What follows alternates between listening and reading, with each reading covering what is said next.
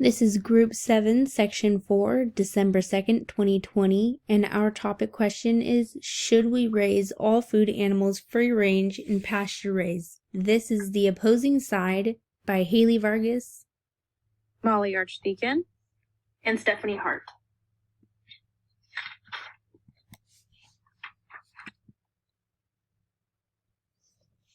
This is Stephanie Hart, and I will be discussing the history and background of our topic. Many products are advertised with quote-unquote humane labels to take advantage of consumers. These labels often catch our eye and convince us that they are the better choice. This advertising forces people to pay better attention to the welfare of animals, yet it is typically deceptive. Humane labels such as free range and pasture raised are very loosely defined and not regulated by law. A majority of animals raised in a quote-unquote humane fashion, such as free range, typically undergo the same suffering and cruelty as animals on conventional farms. This suffering and cruelty is often just hidden behind these false labels. The sad part is that most consumers fail to do research and trust a small sticker placed on the food that they are purchasing. Producers use these labels as a sales tactic rather than changing their ways because they are aware of which method of raising animals is more efficient.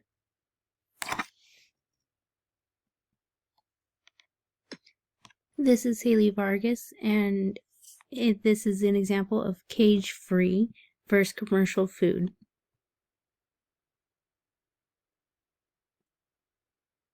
Eggs, or you may have heard as pasture eggs. This is referring to chickens that do not have a restricted place to live in. In fact, to really be genuinely called a free-range or pasture-raised egg, that hen has to have at least 100 square feet. So these chickens are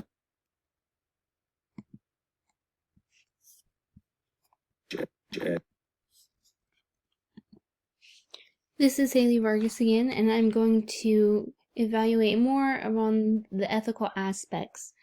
When choosing my side in being for or against raising all food animals free range and pasture raised, I thought of three components that ran the livestock industry: cost, time, and industries.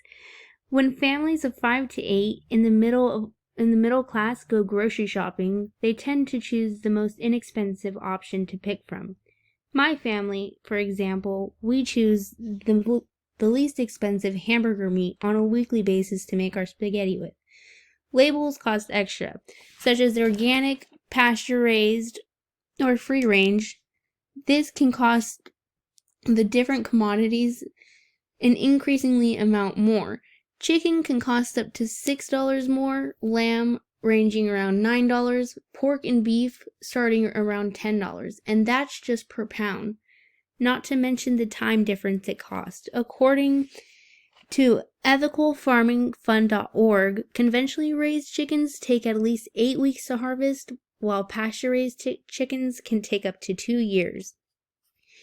That leaves for 95% of livestock to be raised on factory farms and using factory farming methods, which would leave a devastating 5% to provide for our nation and some of the world. You can't really call it a sustainable and ethical practice if it takes away from the methods and sales we already have. Neither can it ever be guaranteed 100% of livestock to be pasture-raised and free-range. This is Molly Archdeacon, and this is a small clip that will shine a light on the sociological importance of our topic.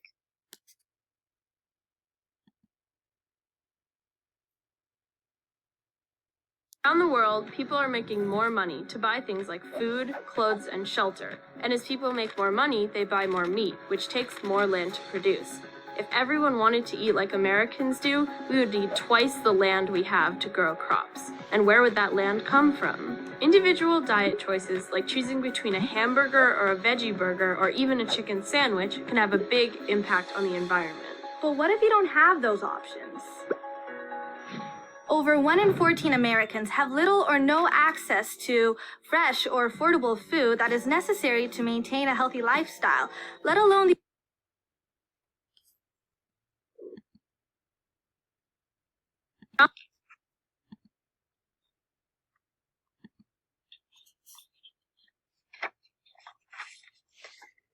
This is Molly Archdeacon again, continuing on with the sociological importance of our topic. There are about 7.2 billion people in the entire world.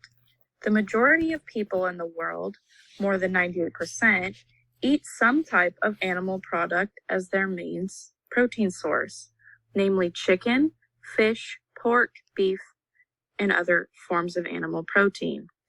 Accounting for the fact that the population is exponentially growing, it's no wonder that the agricultural industry has industrialized their process so as to modernize farming. The average person's income is on the rise, meaning more people are gaining access to animal food groups which would otherwise be unattainable. Increased incomes or lower prices have led to the increased consumption of animal-based foods and processed foods. While some have the luxury to adopt a healthy lifestyle, the poor and impoverished have fewer food choices and limited access to the nutrition that they need.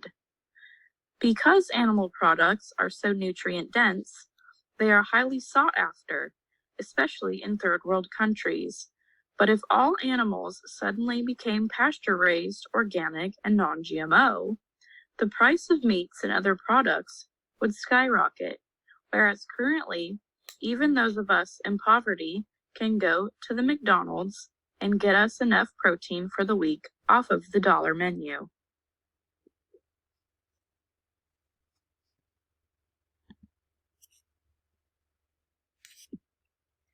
This is Stephanie again, and I will be discussing a current event that relates to our stance on our topic. I am sure that most people are familiar with the ice cream brand Ben & Jerry's. In February of 2020, Ben & Jerry's decided to remove a false advertisement that they had placed on their products. The claim stated that their ice cream came from quote-unquote happy cows. This statement is in bold font, as you can see in the picture. This company also portrays happy cows on green hills, as you can see on the left, when in fact this is not the case at all. This is a good example of producers preying on consumers by using these false and deceptive humane labels. Rather than caring about actual welfare of these animals, producers have used these labels as sales tactics.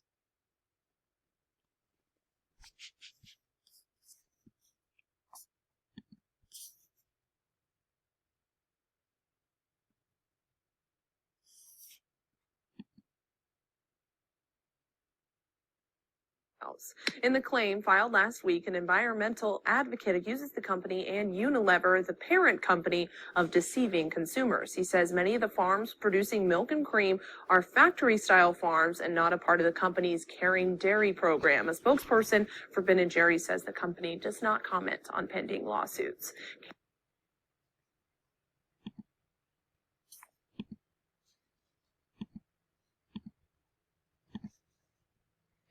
This is Haley Vargas again, and I'm going to talk about the against argument our group came up with. There are so many opinionated and political issues that can come out of raising all food animals pasture-raised and free-range. Sure, pasture-raised is preferred by a majority, but there's also a majority that doesn't prefer it. The issues with raising and harvesting these animals isn't just a preference, it's unnecessary to label all livestock pasture-raised when there are so many more beneficial and efficient ways to raise livestock. If we've been using one method this entire time, it wouldn't have worked. That's why we have a variety of options to choose from. How would the world switch from one to the other? No one knows the exact effect that will go into place if all food animals were to be labeled as free-range and pasture-raised. Why introduce a new world of USDA and FDA regulations for all farms to go through?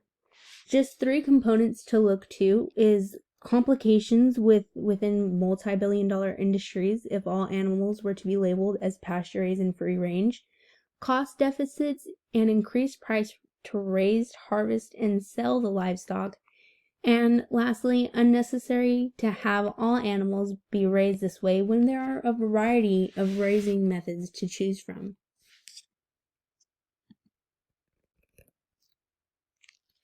This is Molly Archdeacon again, closing out the presentation with the informed opinion slide.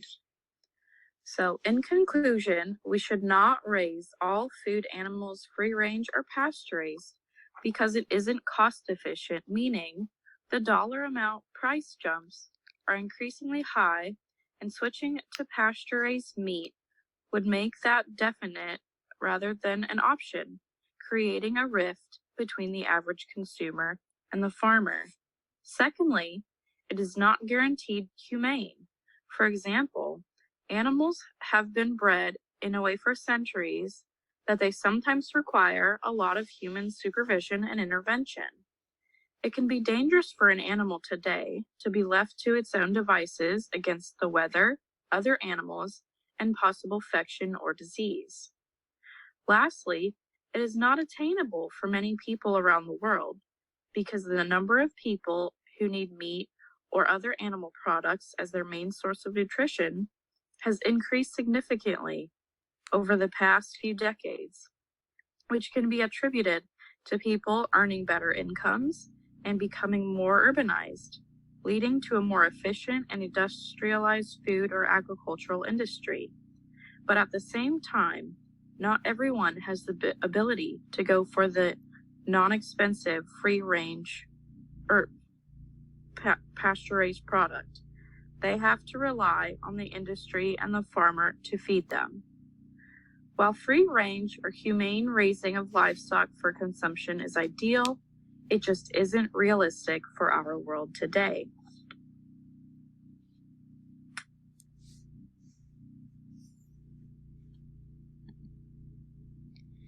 And to close out our presentation, here are our references and resources for every single slide. Thank you.